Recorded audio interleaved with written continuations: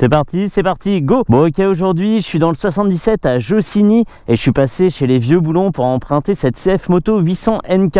C'est une toute nouvelle machine, hein. Elle vient de sortir, mais elle n'est pas toute nouvelle en dessous puisque c'est une 790 Duke déguisée, remaquillée comme on veut, améliorée peut-être, on va voir. La partie mécanique et la partie cycle sont strictement les mêmes, hein. On va le voir, c'est du connu, mais la question c'est est-ce qu'elle fait aussi bien que sa cousine autrichienne ou alors le fait d'avoir changé des éléments l'éloigne complètement de la machine d'origine.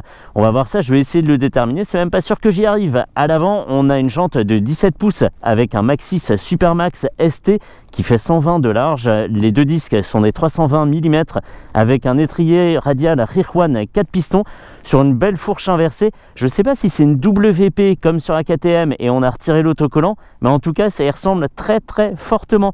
En réservoir, on a 15 litres, on a presque la petite bosse de chameau ici, là, mais bon, on l'a un peu atténué. On retrouve quand même certains éléments, même si le design est un peu moins tranché que sur la KTM. Ça passe un petit peu mieux et beaucoup mieux en vrai qu'en photo. Moi, j'avais beaucoup de mal avec l'avant que je trouvais, certes, futuriste, audacieux, mais assez fade finalement. C'est un peu antinomique, mais c'est comme ça.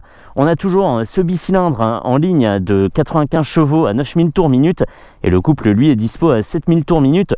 C'est une boîte 6, transmission par chaîne, la selle est à 800 mm de haut et l'ensemble pèse 189 kg. Ça je le dis avant d'oublier parce qu'il y a toujours quelque chose qui m'échappe. À l'arrière, on a aussi une jante de 17 pouces, un pneu de 180 de large avec un disque de 260 mm pincé ici aussi par un étrier Rear-One, mais seulement 2 pistons, et c'est déjà pas mal. Un petit support de plaque déporté pour alléger l'ensemble, un petit silencieux qui remonte comme ça de façon très jolie, et un arrière très aérien en full LED, avant-arrière clignotant. Cette moto, dans cette version-là, on va comprendre pourquoi je dis ça, elle coûte 7500 €. C'est la version normale, on va dire. Elle a un écran de 5 pouces horizontal. Pourquoi je précise horizontal? Parce qu'on a aussi la version Advanced qui est là-bas, qui coûte elle 8700 € et qui rajoute le démarrage sans clé, l'amortisseur de direction qu'on voit ici, hein. Sur le modèle que j'ai là, il y a les fixations mais il n'y a pas l'amortisseur. On a le shifter à la montée, à la descente, et plus étonnant, on a cet écran de 8 pouces placé dans une position verticale. On pourrait presque le détacher et partir dans son salon en mode tablette avec, voilà, c'est assez original, c'est même très original. Ça c'est des rappels lumineux par exemple quand on démarre la moto. Est-ce qu'on peut démarrer la moto d'ailleurs? Attends, je voudrais juste montrer l'animation. Attends, je vais le faire sur la mienne, parce que quand on démarre, il y a une petite animation du phare, hop là, voilà. Ça se remplit tel un liquide lumineux. De look, elle est vraiment mieux. En vrai, on remarque des petits détails comme ça, là, c'est assez aiguisé comme design, c'est assez joli et je trouve qu'en vrai, elle est beaucoup mieux qu'en photo. Donc c'est pas mal, c'est dommage que les photos lui rendent pas justice. Et ce que j'ai pas dit non plus en présentation, c'est que les boutons, sans être des copies exactes des boutons KTM, rappellent fortement quand même l'ambiance à bord de l'autrichienne, avec des commodos qui se détachent vraiment beaucoup de la cocotte. C'est comme une fleur en fait, et dont chaque pétale serait un bouton. On a un régulateur de vitesse aussi. Finalement, pas mal de choses pour 7500 €. C'est une moto qui chasse clairement sur les terres de la MT-07 et de la Hornet qui sont vraiment à 300 €, 500 € près pour la Hornet. L'aspect du TFT est purement ouf. On a un écran très glossy, hein. Il est très brillant avec un contraste hyper marqué. C'est blanc sur fond noir avec des informations parfaitement ordonnées. À gauche, on a température moteur, à droite la jauge à essence en 6 segments, au centre le compteur. Ici on va commencer en mode sport et tout autour on a le compte tour, l'indicateur de rapport engagé en haut à droite, la température, l'heure, le totaliseur et la conso. En conso théorique on est à 5 litres, hein, sur cette machine.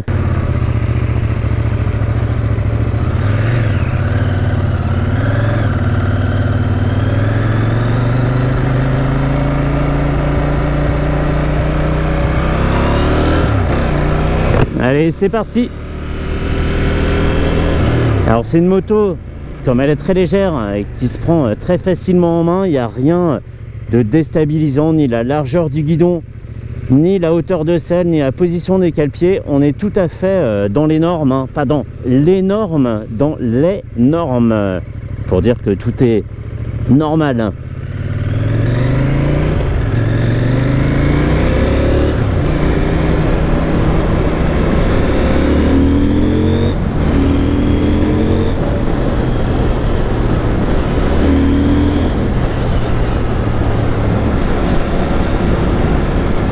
C'est une moto assez nerveuse en bas, hein, moins nerveuse par exemple que la GSX 8S, même si elle a 13 chevaux de plus, mais la puissance et le couple sont plutôt bien distribués. On n'a jamais tout le couple ou toute la puissance, c'est un petit mélange des deux, très bien dosé.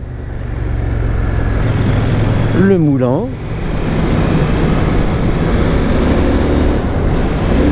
Et alors ce que j'ai pas dit non plus, c'est que cette machine, elle est proposée avec 5 ans de garantie, ce qui commence à peine à se faire chez les constructeurs généralistes, mais ce qui est déjà en vigueur depuis quelques années chez les constructeurs venus de loin. En même temps, la Chine, c'est plus près que le Japon, hein. Enfin l'Autriche, c'est plus près que la Chine dans ce cas-là. Mais bref, une machine qu'on prend assez bien entre les genoux, hein, sans être trop large ni trop étroite. On a une préhension tout à fait naturelle sans trop en faire. On n'a pas à resserrer les genoux plus que ça, et ça donne une position vraiment bien étudiée, très naturelle. Et on sait parfaitement comment est la machine, puisqu'on l'a bien entre les mains avec le guidon et bien entre les genoux avec le réservoir. Il n'y a qu'un petit bémol, cela dit, la selle est ferme, très ferme, et j'ai du mal à sentir, même si je suis bien assis au centre ou si je suis sur un bord, etc. Elle a une forme un peu indéterminée, pas très accueillante pour le postérieur, et je pense que si je le remarque là, ça sera forcément pire après 1 heure de route, 2 heures, etc. C'est peut-être pas la selle d'origine qu'il faudra garder pour rouler au long cours. Et d'amortissement, je le remarque, puisqu'ici la route est pas super bonne. D'amortissement, c'est bon, on a un travail sérieux de la fourche et de la suspension, même si la suspension est un petit peu ferme. En tout cas, la fourche, elle, fonctionne parfaitement.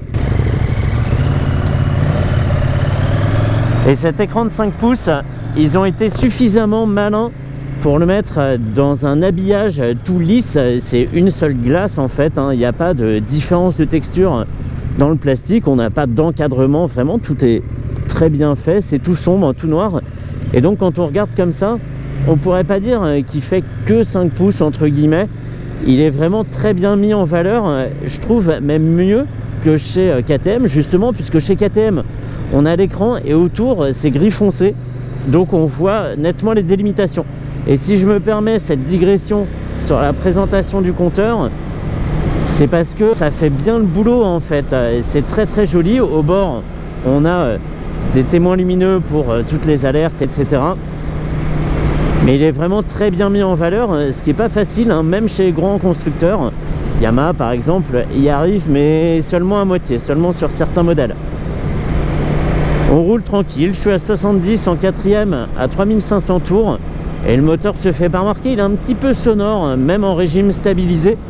Mais les vibrations sont quasi inexistantes. J'en sens très légèrement dans l'entrejambe par le réservoir. Mais sinon ça va très très bien, c'est discret.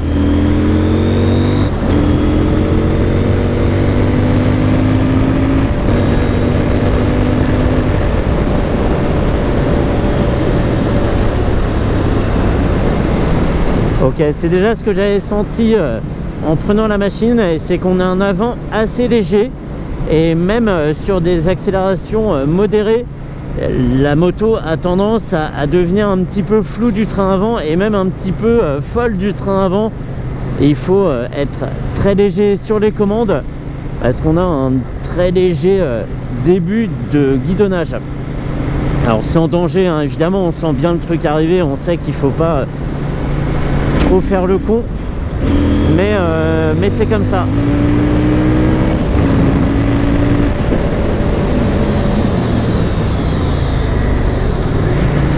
Accélération, c'est bien, freinage, c'est très très bien. On n'est pas sur un mordant sauvage comme sur les KTM, où à la première pression sur le levier, on a un freinage hyper efficace et qui te castrera si tu continues à freiner trop fort.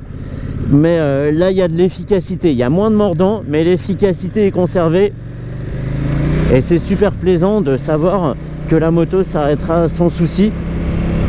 et on n'a pas un délestage inopiné de l'arrière. Donc une moto très sereine sur les freinages, aussi en direction, on garde le cap, on n'a pas un avant qui s'alourdit et c'est vraiment très très bien. Du coup je suis curieux de voir à quel point l'amortisseur de direction fait le job sur des situations pas trop violentes comme ça, mais où il y a peut-être quelque chose quand même à corriger. Et pour 7500 €, ça veut dire qu'on peut rouler sur une machine qui offre les performances de la 790 Duke, certes un peu remaniée parce qu'il y a des gens pour qui le design KTM est vraiment trop difficile à assumer, trop compliqué, trop marqué. Et c'est une bonne alternative. On a une présentation un petit peu cheap sur ce modèle noir parce que ça fait beaucoup de noir justement. Franchement, pour une conso de 5 litres avec 15 litres de réservoir, le calcul est vite fait. On a donc 300 km d'autonomie, ce qui est bien, hein. 17 litres ou 19 litres, ça aurait été encore mieux. Sachant que je suis sûr que là-dessous, il y a plein de vide, mais c'est déjà bien. Une bonne alternative, hein. Si tu trouves la Hornet trop fadasse, mais la 790 trop prononcée dans son style, ça c'est le bon juste milieu avec un équipement qui tient franchement la route comparé à la concurrence japonaise. Et si tu veux pas d'une MT-07 parce qu'on en voit partout, c'est une bonne machine. Et je suis en plein phare hein, parce que la petite gâchette devant, on ne sent pas quand on l'active.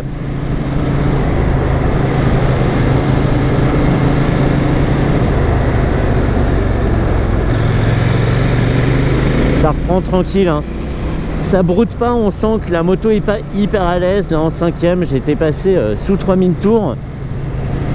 Mais avec le couple dispo, à partir de 7000 tours, on tire déjà bien la moto.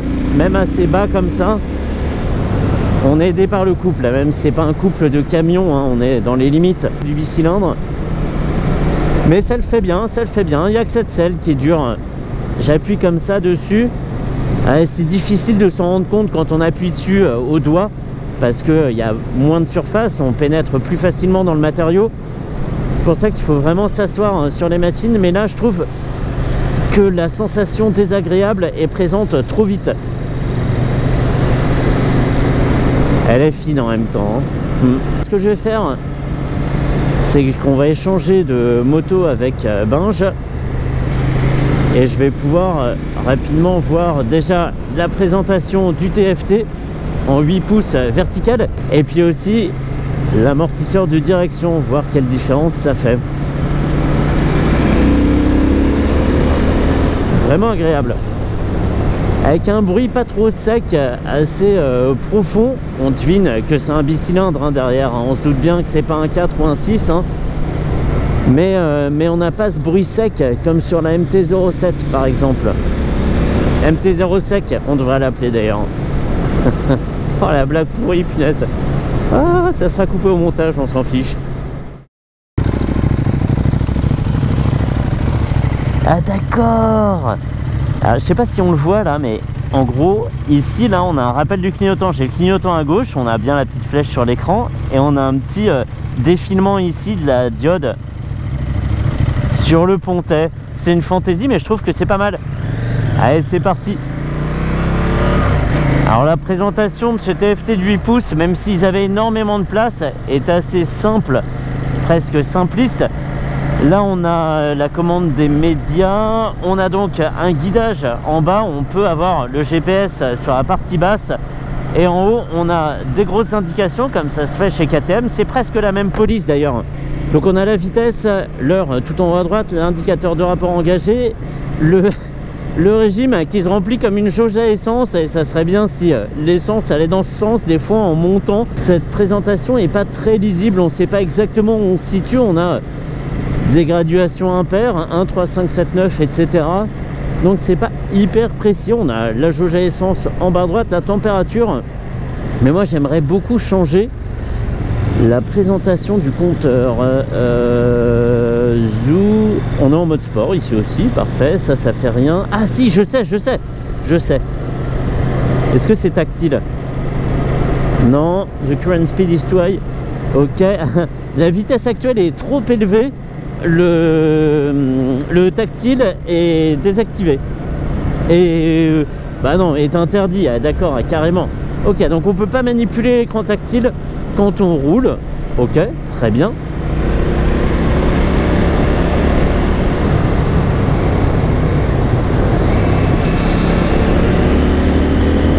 Je vais essayer de bourriner un petit peu pour voir si l'amortisseur de direction fait la différence.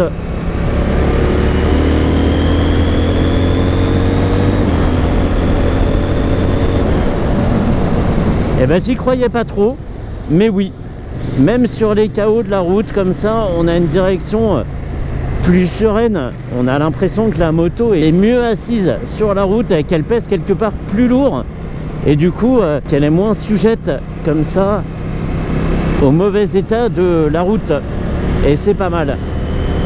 Ouais, ça raffermit clairement tout l'ensemble. Et c'est vraiment très bien. Un amortisseur de direction, c'est pas très cher, et en plus la version simple entre guillemets, est déjà prééquipée pour l'amortisseur de direction. Il n'y a rien à faire, il y a le montage à droite et le montage sur le cadre. Donc en fait voilà, autant le rajouter si on n'a pas 1200 € à mettre pour avoir cette version, ou si on n'aime pas le TFT. Moi j'aime pas trop le TFT de 8 pouces là. On peut se contenter juste d'ajouter l'amortisseur de direction, ça change énormément les choses. Ouais, on n'a plus à penser en fait à être plus doux sur les commandes, parce que la moto est un petit peu chatouilleuse de l'avant. Là c'est beaucoup mieux. Donc pour résumer, la version normale, très bien, 7500 €, garantie 5 ans, excellent, strictement identique en mécanique à celle-ci, hein. On n'est pas sur le cas par exemple d'une Street R et d'une RS où la puissance augmente à chaque fois. Là vraiment on aura 95 chevaux sur les deux machines, mais pas forcément de l'équipement très utile. Je le disais, hein, je suis pas hyper fan du TFT de 8 pouces en mode tablette. Pas trop ma cam quoi, je préfère le 5 pouces, comme il est très bien présenté, il fait tout aussi bien de travail. T'as remarqué une différence sur la direction? Je pensais que l'amortisseur ça rentrait en compte sur les trucs vraiment vifs, mais en fait celle-ci est beaucoup plus sereine. Ah ouais, bah largement. Ah ouais, t'as trouvé aussi? Il donne beaucoup moins dans les Ah bah bien sûr. Oh ça pop. Pop and bang. Le shifter marche nickel, hein. Vraiment nickel. À la descente, et même quand on n'est pas tout à fait en charge, quand on n'est pas à fond de la poignée, il est hyper efficace. On est presque sur une boîte auto. Et voilà ce qui terminera cet essai. Je suis bien content d'être venu avec Benjamin, et ben j'étais bien content d'être venu avec moi. Déjà pour rouler, et puis aussi parce qu'on a pu passer d'une moto à l'autre, et c'était pas inutile, juste pour pouvoir percevoir la différence avec l'amortisseur de direction. Très très bien. Retour au Vieux Boulon à Jossigny. Merci à l'équipe, merci à Vivien pour le prêt de la machine. Ils font souvent des portes ouvertes et des barbecues. On dirait une vieille promo, on dirait une vieille pub radio. Des barbecues, tu dis? Mais oui, des barbecues. Amène ta famille, il y aura des brochettes et des merguez. Eh bien, au Vieux Boulon, il y a souvent des événements comme ça. Et là, pendant 3 jours, c'est les portes ouvertes spéciales CF Moto où on peut essayer la gamme. Et c'est franchement super. Ça permet de tourner comme ça sur les machines sans forcément remplir un bon de prêt à chaque fois, etc. Donc, non, très très bien. Très très bien. Allez, on en reste là. Et bon produit, très bonne alternative à la concurrence japonaise.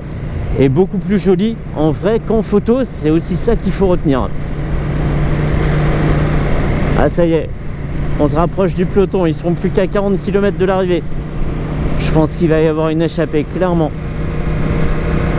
Alors, ils ont l'air un peu fatigués. Ouais, il y avait un mec qui avait une lenticulaire carrément.